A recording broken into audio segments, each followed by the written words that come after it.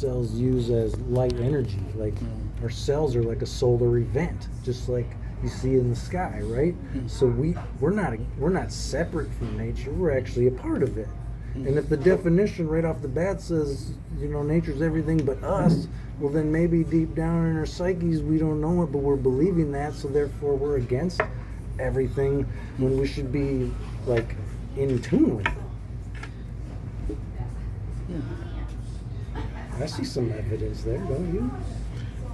All the time. I used to say this, that we're composed of the same elements. This, the table, whatever it is. So this is why I respect things, not just human beings. I respect human beings, but I respect things too. I don't abuse things. I don't overeat. Yeah, we wouldn't have to just extract everything from the earth. We'd be first putting it back.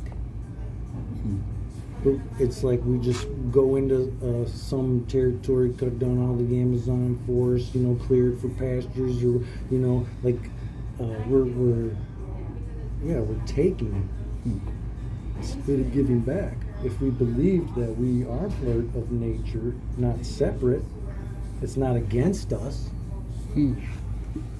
that it's for us, to help us, then maybe we was, Yeah, I want to think on this one day. Because I just put it together, why are we separate from nature? We are nature. The natural world as it exists without human beings or civilization.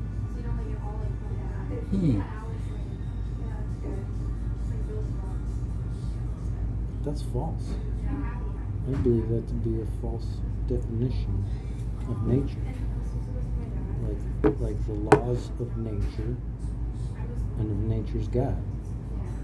God created everything. He created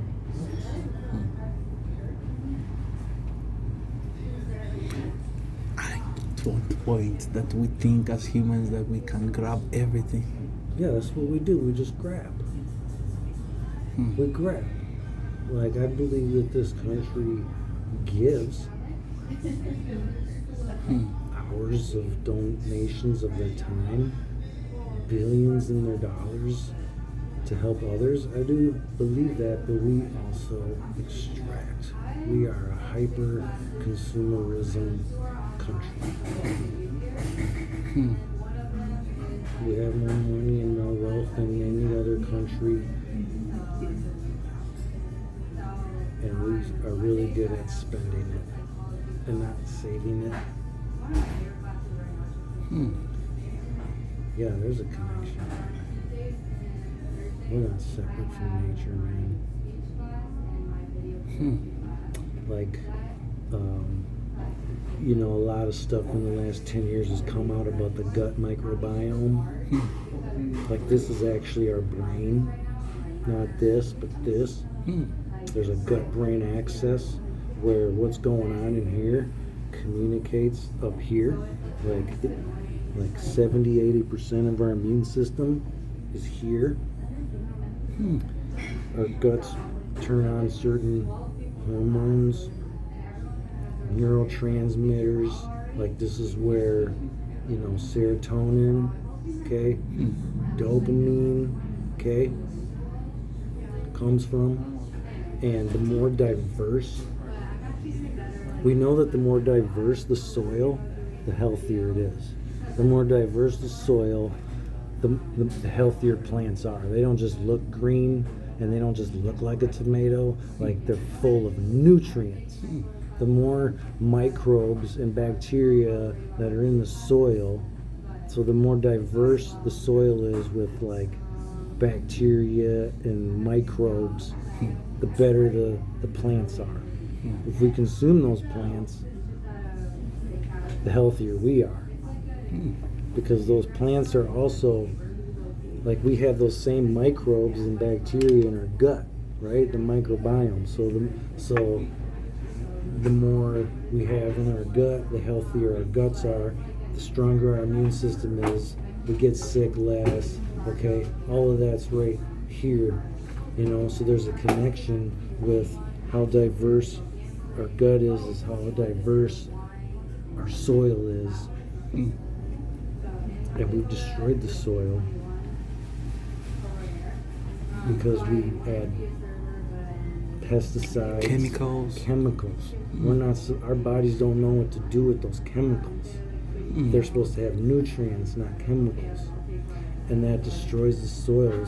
Chemicals we then consume destroys the diversity of our guts, and if our guts are like what produce the good mood and the happy neurotransmitters like dopamine, the pleasure, the serotonin, well then there's got to be a connection with why depression's on the rise, anxiety's on the rise, because of chemicals.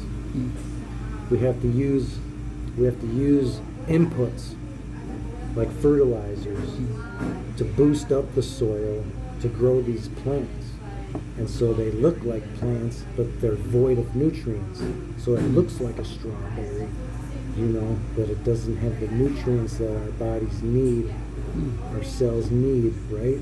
We eat for medicine, we eat for energy, we don't eat for calories. If what we're consuming is packed full of nutrients, you actually get fuller sooner. You don't need as many calories because your cells are like, I'm full. I got all the nutrients, I got all the minerals and phytonutrients that I need. Wow. There's a scripture, I think it's in one of the books of John, that talks about how the whole world is lying in the power of the wicked one. And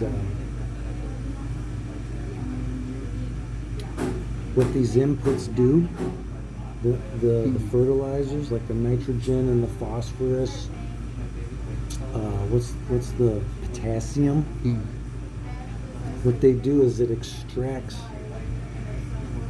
the carbon out of the soil quicker than it can be put back in.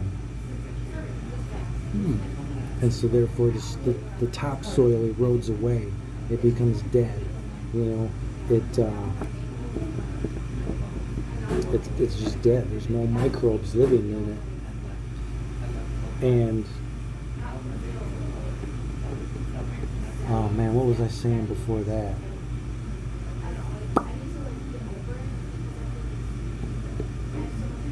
Yeah, man, we think nature's against us when it's for us. It provides the remedy, the solution. Like the Mother Earth is ready to forgive us. If we just stopped spraying these chemicals for just a few years, things would start to return back to normal. The soil would come alive again because the bacteria always win. Always win. Bacteria always win. Like, God designed things a certain way, man, and I think we're figuring it out, but at the expense of like almost destroying the planet and ourselves. Oh, that's what I was going to say. In